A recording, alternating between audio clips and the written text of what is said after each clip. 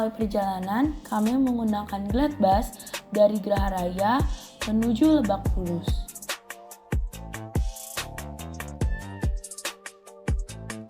Sesampainya di Lebak Bulus, kami berjalan sedikit untuk mencari Transjakarta jurusan Lebak Bulus menuju halte tujuan kami, yaitu halte Gambir. Setelah kami sampai di Gambir, kami berjalan sedikit menuju Monas.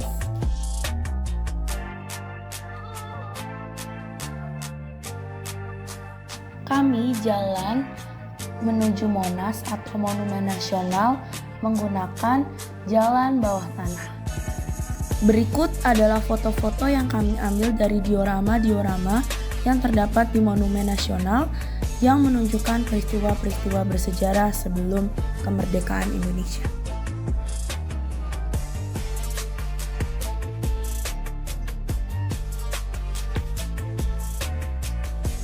Setelah perjuangan-perjuangan itu, akhirnya Indonesia merdeka ditandai dengan dibacakannya teks proklamasi oleh Insinyur Soekarno atas nama bangsa Indonesia.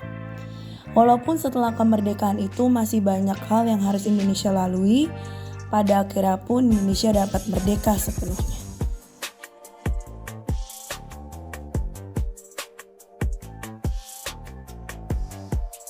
Dari Monas, kami menuju destinasi selanjutnya, yaitu Rumah Laksamana Tadashi Maeda. Rumah Tadashi Maeda ini sekarang berganti alih menjadi Museum Perumusan Naskah Proklamasi. Ruang pertama, ruang pertemuan. Ruang ini merupakan tempat peristiwa sejarah pertama dalam persiapan perumusan naskah proklamasi.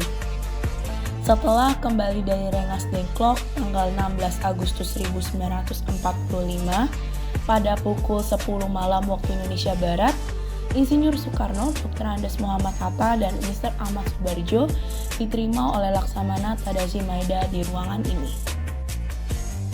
Ruang 2, ruang perumusan.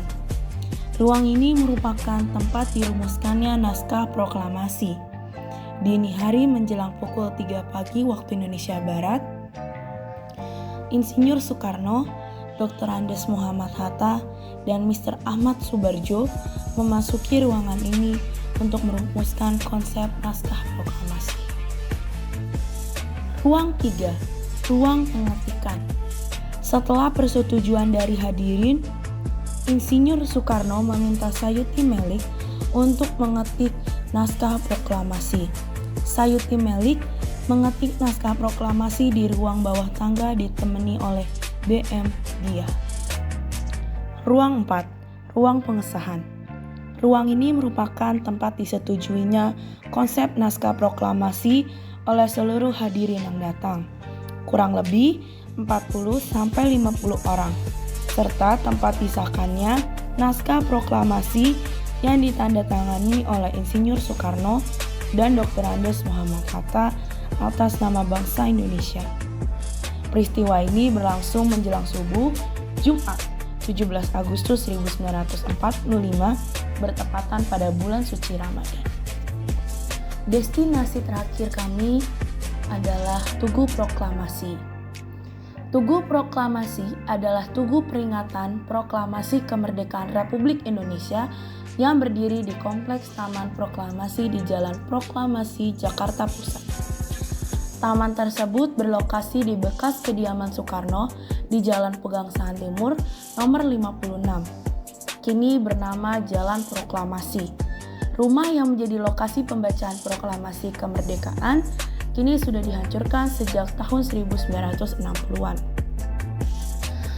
Pada Tugu Proklamasi ini juga terdapat monumen dua patung Soekarno-Hatta berukuran besar yang berdiri berdampingan, mirip dengan dokumentasi foto ketika naskah proklamasi pertama kali dibacakan. Di tengah-tengah dua patung proklamator, terdapat patung naskah proklamasi terbuat dari lempengan batu marmer hitam dengan susunan dan bentuk tulisan mirip dengan naskah proklamasi asli yang diketik oleh Sayuti Melik dan tanda tangan asli Bung Karno dan Bung Hatta.